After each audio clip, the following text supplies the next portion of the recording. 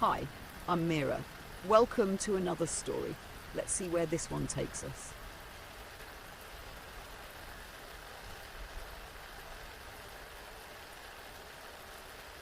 The storm loomed heavy over Valcrest Castle, its jagged spires jutting into a bruised sky like a crown of thorns.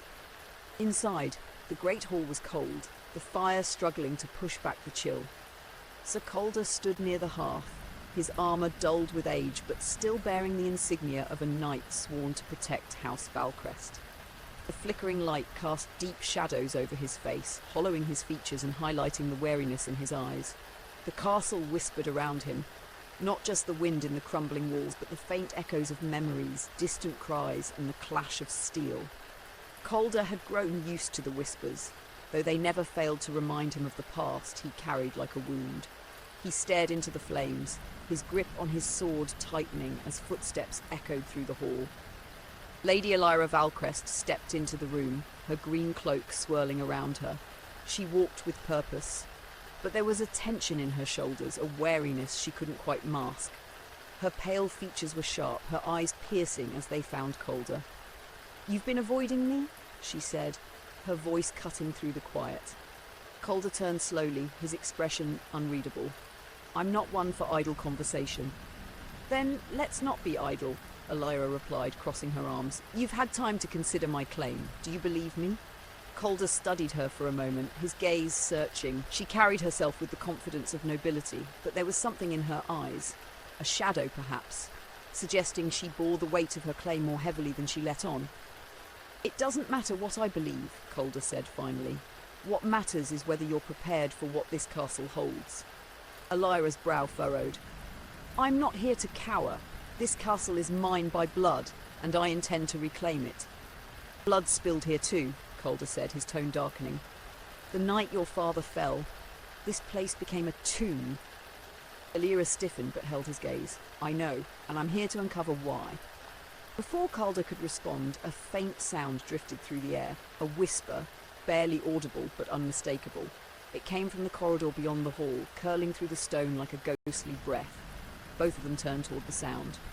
Elira's hand moved instinctively to the dagger at her belt, while Calder unsheathed his sword, its blade gleaming faintly in the firelight. "Is this what you meant?" Elira asked, her voice low. Calder nodded grimly. "The castle remembers." The corridor was darker than it should have been, the light from their lantern barely cutting through the gloom. The whispers grew louder as they moved, forming fragments of words that seemed to come from the walls themselves. "Betrayal, blood, the night failed." Elira glanced at Calder, her expression unreadable. "It knows you." Calder said nothing, his grip on his sword tightening. The whispers didn't scare him, but the truth they carried always cut deep. He led her to a heavy wooden door at the end of the hall, its iron bands rusted but intact. "This room," Calder said, his voice hollow, "the banquet hall." Elira hesitated, her fingers brushing the door. "I remember this place. My father used to host feasts here, and it was the last place he ever did," Calder said quietly. When they pushed the door open, the room stretched before them, eerily intact despite years of disuse. A long table dominated the space, its surface covered in dust but otherwise undisturbed. At its head sat a goblet, gleaming faintly in the dim light.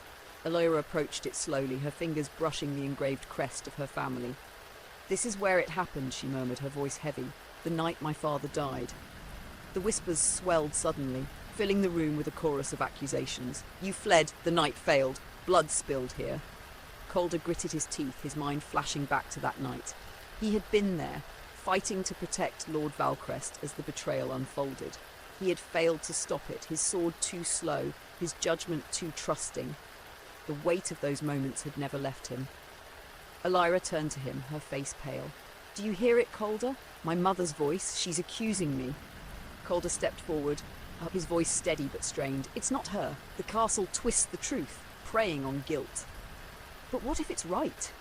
Elira demanded. "I ran. I abandoned my father.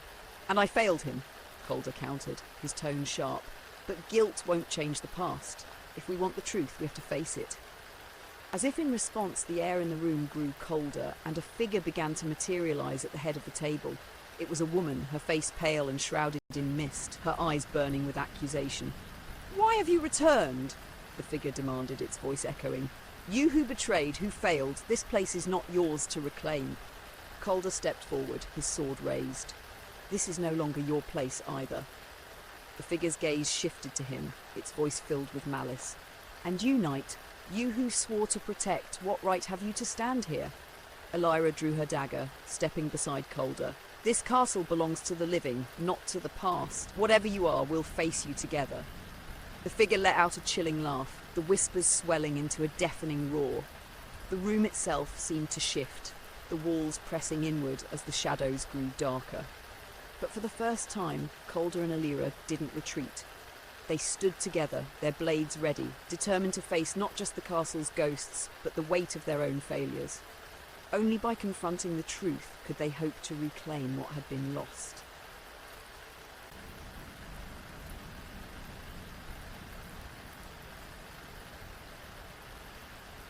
The apparition at the head of the table solidified, its presence oppressive and cold. It no longer appeared as a vague shadow, but as a woman draped in tattered finery, her once regal gown torn and blood-stained. Her hair fell in jagged strands, and her face bore a hollow beauty marred by grief. Her eyes burned with an unnatural light, piercing through Calder and Elira as though she could see into their souls. You presume to stand against me? The apparition hissed, her voice carrying both rage and sorrow. You, who failed to protect this house, and you, who abandoned it to ruin. Elira stepped forward, her dagger glinting in the faint light. Though her hand trembled, her voice was steady. I didn't abandon this house. I was a child, forced to leave to survive. My father, my family, deserved better. But so did I. The apparition's gaze sharpened, her form flickering. You speak of survival, yet you carry the blood of this house, blood bound to its betrayal. What claim do you have to innocence? Elira hesitated, the weight of the question pressing down on her. Calder noticed her falter and stepped to her side, his sword raised defensively. If anyone bears the blame, it's me, Calder said, his voice low and firm. I was sworn to protect Lord Valcrest. I should have seen the betrayal coming. I should have done more, but I didn't. The apparition turned her burning eyes on him. You should have died fighting for him. Calder's jaw tightened, but he didn't lower his blade. Maybe, but I didn't. And I've carried that failure every day since. If you think guilt will stop me, you're wrong. The figure recoiled slightly, her form wavering like a reflection disturbed by ripples. The whispers swelled around them, voices overlapping in a chaotic symphony of accusation and despair. Elira gripped her dagger tightly, her voice cutting through the noise. Enough! If you want us to feel guilt, we already do. But guilt isn't all we are. This castle isn't just a tomb of the past, it's a place to rebuild. And I'm not leaving until I uncover the truth.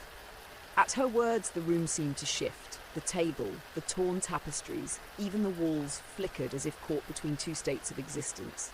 The apparition let out a low, haunting laugh. You seek the truth? Then let it be known.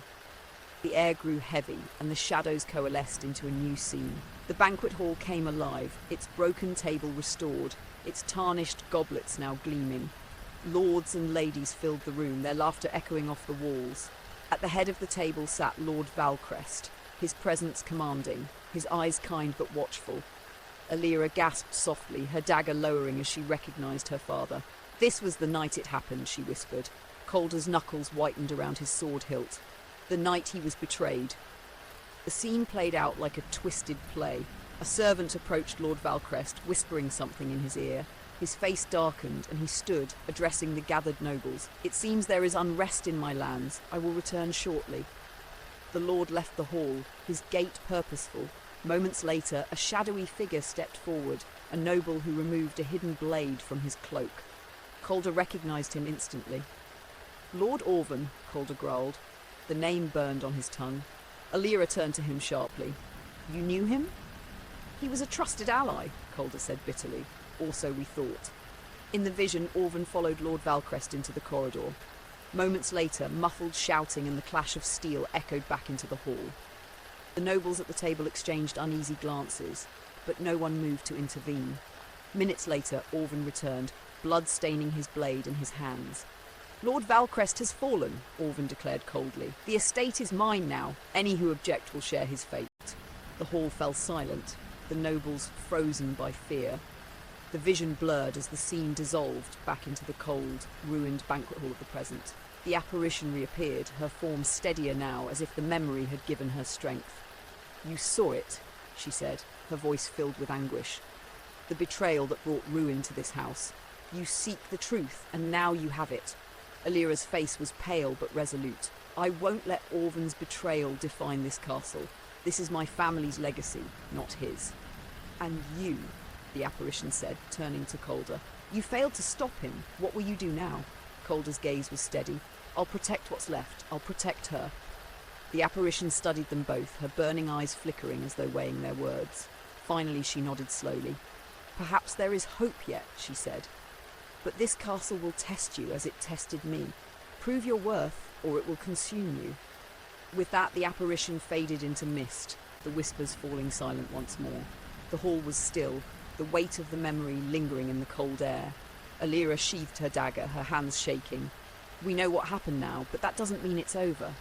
Calder nodded, his sword resting at his side. "No, but it's a start." Together, they turned back toward the hearth, the flickering firelight casting their shadows long against the broken walls. They had faced the ghosts of the past, but the future of Valcrest Castle and their own redemption remained to be written.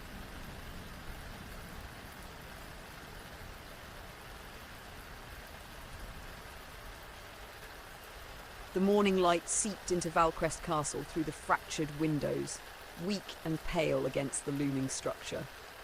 The storm had passed, but its memory lingered in the sodden stones and the chill that seemed embedded in the walls. Calder and Alira stood in the great hall, the remnants of the night's hauntings still vivid in their minds. The fire in the hearth was reduced to embers, offering little warmth but a flicker of life amidst the ruin. Alira paced near the table where the ghostly vision had played out, her expression tight with frustration. "So now we know the truth. Orvan betrayed my father, claimed the estate, and left this place to rot. But what do we do with that knowledge? He's long dead, isn't he?" Calder leaned against the wall, his sword resting beside him. "Likely, but the damage he did lives on. The castle remembers Alira, and it won't let go until we do something about it." Alira stopped pacing, turning sharply toward him. "And what exactly do you propose we do? Raise the dead and demand justice?" Calder's eyes were steady. "Not justice. Restoration. You said it yourself. This is your family's legacy. But the castle is bound to its past, to the betrayal and bloodshed. If you want to reclaim it, you'll have to do more than inherit it. You'll have to rebuild it, piece by piece." Her jaw tightened, but she didn't argue. She moved to the hearth and crouched, her hands outstretched toward the faint warmth of the coals. "I want to believe we can do that, Calder. But it's not just the castle that needs rebuilding. It's me. How do I fix something I'm not even sure I deserve to have?" Calder watched her, the weight of his own guilt reflected in her words. He picked up his sword and approached her, his steps deliberate. "You start by deciding to try," he said. "None of us can change the past, but we can choose what comes next." Alira looked up at him, her eyes shadowed but resolute. "You make it sound so simple." "It's not," Calder admitted, "but it's the only way forward." The two spent the day assessing the castle's condition, moving through its crumbling halls and darkened chambers. Every step revealed more signs of its decay, fallen stones, rotted beams, walls choked with ivy, but also hints of its former glory. Sunlight filtered through shattered windows, illuminating carvings of wolves and ivy, symbols of House Valcrest that still adorned the walls. As they worked, Calder began to tell her stories of the castle as it had been, its feasts, its defences, its role as a beacon for the valley's people. Alira listened intently, her fingers brushing over the carvings as though she could feel the history etched into the stone. By evening, they returned to the great hall, exhausted but determined. The fire burned brighter now, fed by wood they had scavenged from the wreckage. Alira sat at the table, her hands cradling a goblet of water. Calder stood by the hearth, his gaze fixed on the flames. "You know," Alira began, her voice softer than usual, "I spent so many years dreaming about this place, about what it would mean to come back. But now that I'm here, it feels heavier, like the walls themselves are watching." "They are," Calder said, his tone matter-of-fact, "but they're watching to see what you'll do next." Alira let out a quiet laugh. though it was tinged with wariness. "And what about you, Calder? What will you do next?" He turned to her, his expression serious. "I swore to protect this house, and I failed. But I'm still here. If you'll have me, I'll stay. Not for redemption, but because it's the right thing to do." Her eyes met his, and for a moment, the weight of the castle seemed to lift. "I'd like that," she said. "But if you're staying, you're not just protecting, you're helping me rebuild." Calder allowed himself a small smile. "Fair enough." That night, as they sat by the fire, the whispers began again, not the haunting, accusatory tones of before, but softer, almost melodic. Elira stiffened at first, but Calder raised a hand. "Listen," he said quietly. "It's different." The whispers carried words that were faint but discernible, like a memory of laughter and song. The sound filled the hall, weaving through the air like a gentle breeze. Elira tilted her head, her expression shifting from fear to wonder. "It's them, isn't it? The people who lived here?" Calder nodded. "The castle remembers the good too. It's not all shadows and blood." Elira leaned back in her chair, letting the sound wash over her. "Maybe it's time to make new memories," she said softly. Calder didn't reply, but his silence carried agreement. Over the coming days and weeks, they began the slow work of rebuilding. They cleared rubble, repaired walls, and relit fires in rooms long forgotten. The whispers became less frequent, the shadows retreating as the castle began to feel alive again. Villagers from the valley, drawn by the sight of smoke rising from the chimneys, came to help, bringing supplies and stories of how the castle had once protected them. Elira grew into her role, her confidence tempered by humility and purpose. Calder remained at her side, his sword a symbol of his renewed oath, not just to protect, but to serve the living rather than the ghosts of his past. One evening, as the sun set over the valley, Elira stood on the castle's restored battlements, looking out at the land that had once been her family's. Calder joined her, his armour catching the last rays of light. "This place feels different," she said. "Lighter." "It's not the same castle it was," Calder said, "and that's a good thing." Elira nodded, a faint smile on her lips. "We've still got a long way to go." Calder's gaze was steady. "Then we'd better get started." Thanks for listening. If the story stuck with you, come back next time for another journey.